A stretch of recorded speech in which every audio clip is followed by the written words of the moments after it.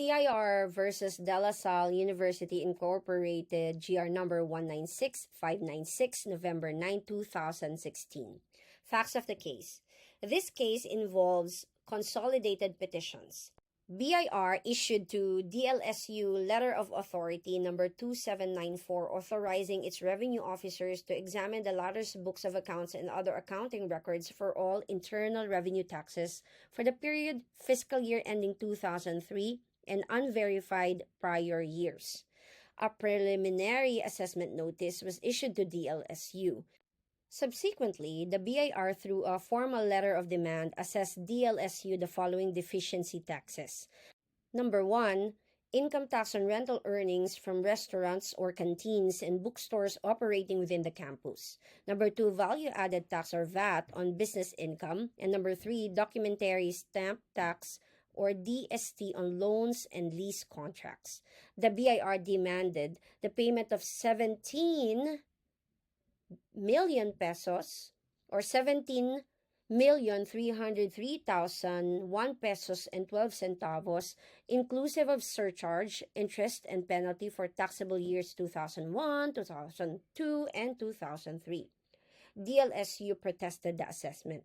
The commissioner failed to act on the protest, thus DLSU filed on August 3, 2005 a petition for review with the CTA division. CIR argued that DLSU's rental income is taxable regardless of how such income is derived, used, or disposed of. DLSU's operations of canteens and bookstores within its campus, even though exclusively serving the university community, do not negate income tax liability. DLSU countered that Article 14, Section 4, Paragraph 3 of the Constitution is clear that all assets and revenues of non-stock, non-profit educational institutions used actually, directly, and exclusively for educational purposes are exempt from taxes and duties.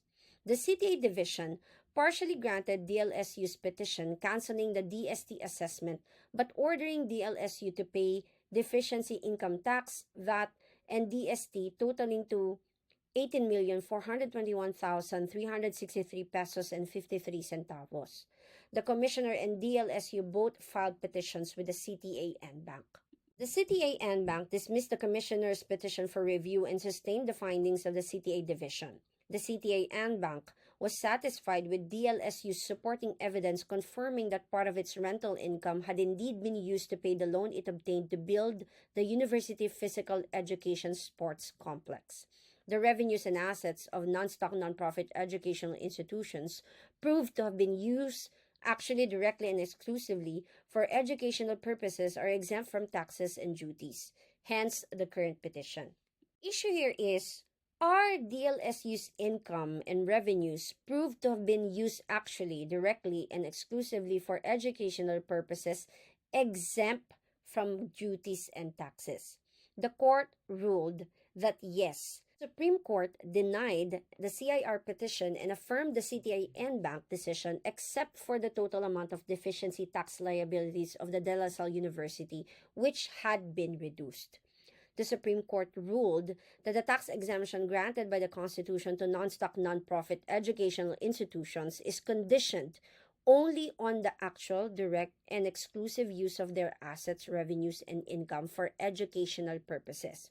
The Supreme Court further added that unlike Article 6, Section 28, Paragraph 3 of the Constitution, pertaining to charitable institutions, churches, parsonages, or convents, mosques, and non-profit cemeteries, which exempts from tax only the assets, all land buildings and improvements actually directly and exclusively used for religious, charitable, or educational purposes, Article 14, Section 4, Paragraph 3 categorically states that all revenues and assets used actually, directly, and exclusively for educational purposes shall be exempt from taxes and duties. The tax exemption granted by the Constitution to non-stock non-profit educational institutions, unlike the exemption that may be availed of by proprietary educational institutions,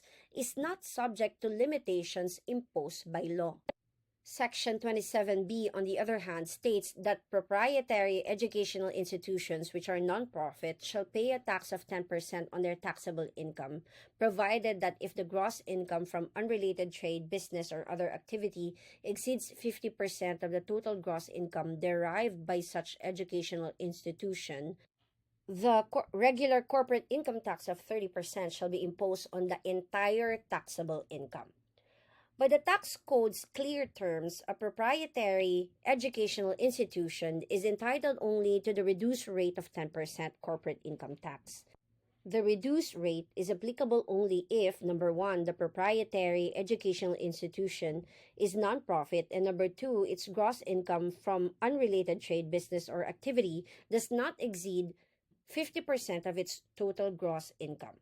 Consistent with Article 14 of the Constitution, these limitations do not apply to non-stock, non-profit educational institutions. Thus, the court declared that the last paragraph of Section 30 of the Tax Code is unconstitutional or without force and effect for being contrary to the Constitution insofar as it subjects to tax the income and revenues of non-stock, non-profit educational institutions used actually, directly, and exclusively for educational purposes. We make this declaration in the exercise of and consistent with our duty to uphold the primacy of the Constitution.